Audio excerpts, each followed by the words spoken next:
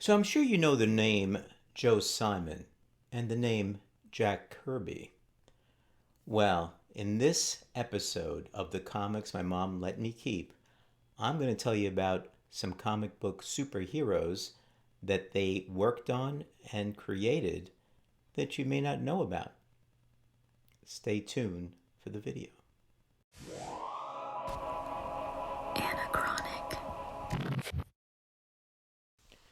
Hi, comic book guys and gals. I'm Joe, and welcome once again to Anachronic Comics.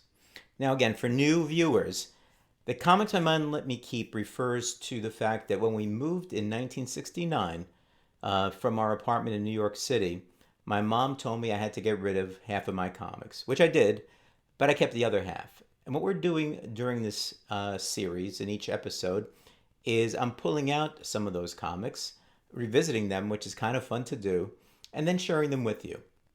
Now, in the introduction, I did mention that we're going to be talking about a little bit about Joe Simon and Jack Kirby and some other creators that you might be aware of. In the mid 1960s, they worked on some obscure superheroes that you may not know about. The Harvey Thriller comic book line was an imprint of Harvey Comics, which featured its attempt to join the mid 60s superhero renaissance that was anchored by the success of the new DC Silver Age heroes and Marvel Comics' debut of such superheroes as the Fantastic Four, X-Men, and Spider-Man. Harvey was definitely serious about the effort, signing on Joe Simon to write and edit the line, and such well-known artists and creators such as Jack Kirby, Wally Wood, and others. In fact, some of the characters were owned by Simon. This line included the titles Double Dare Adventures, Thrill-O-Rama, and Unearthly Spectaculars, among others. Now, Harvey Comics was known for its kiddie comics. I have one in my collection. Sedsack's Army Life Parade, number 40. This is a 52-page giant from June of 1972. Now, although Harvey clearly was serious about its foray into superheroes in the mid-1960s, it didn't succeed, as the imprint was abandoned after only a handful of issues of its comic books. Now, I have 3 comics that are termed giant-size Harvey thrillers and 3 regular 12-cent comic books. Now, the first is Double Dare. Here we go. Double Dare Adventures number 1 from December of 1966. It featured B-Man, who was created by Joe Simon, written by Otto Binder, and drawn by artist Bill Drought. Now, this issue contains a 7-page origin story of the Bee, as he was called, a 2-page type story about the Bee, just written out, a 15-page story starring the Golden Gladiator, as well as a 20-page story starring the Magic Master. Now, Double Dare Adventures was supposed to be a quarterly publication, but it folded after issue number 2.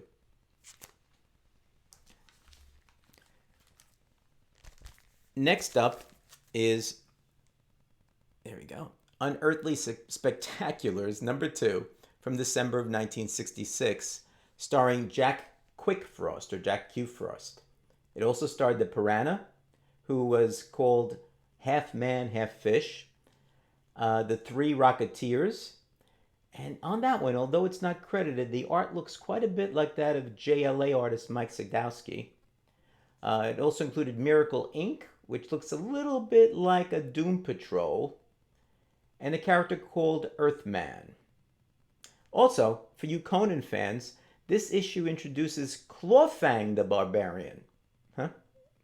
Now, Unearthly Spectaculars was also planned as a quarterly, but its run ended with issue number 3. The next giant is Fighting American number 1, featuring Speedboy.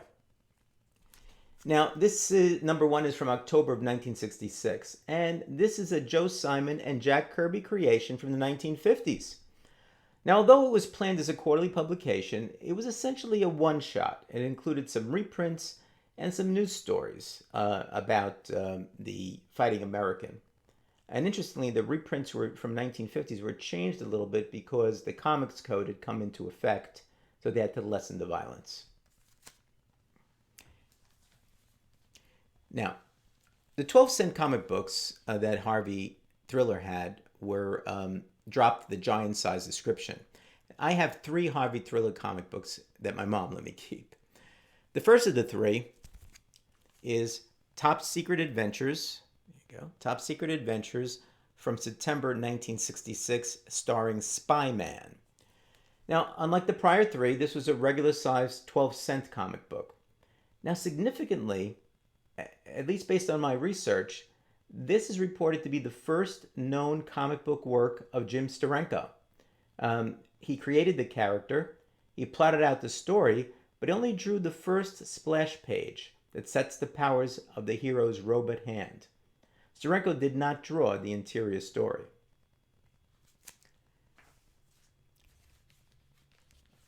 The second is Thrillerama number 2. Thrillerama number 2 from September 1966, featuring the Piranha, who had appeared earlier, as I mentioned, in Unearthly Spectaculars number 2. He's on the cover of this book, and he's featured in the book. And the last is Big Hero Adventures number 1. Now, this is from September 1966, first of all, and it featured Jigsaw, Man of 1,000 Parts. Now, it's such a silly concept that if you look at the cover here, right on this side here, at the bottom, all right? I'm sorry, it's so funny. It was such a silly concept that the authors actually addressed it at the bottom of the comic, asking readers not to laugh at Jigsaw. Yet, Joe Simon actually created the character, and the story is attributed to Otto Binder. Now, there was only one additional issue featuring Jigsaw before the comic run ended. So, the Harvey Thriller line was an attempt for Harvey Comics to get into the superhero genre. Unfortunately, the line was unsuccessful, and all the titles ended abruptly with the March 1967 issues. But I do have those issues, which are part of the comics my mom let me keep when we moved in 1969.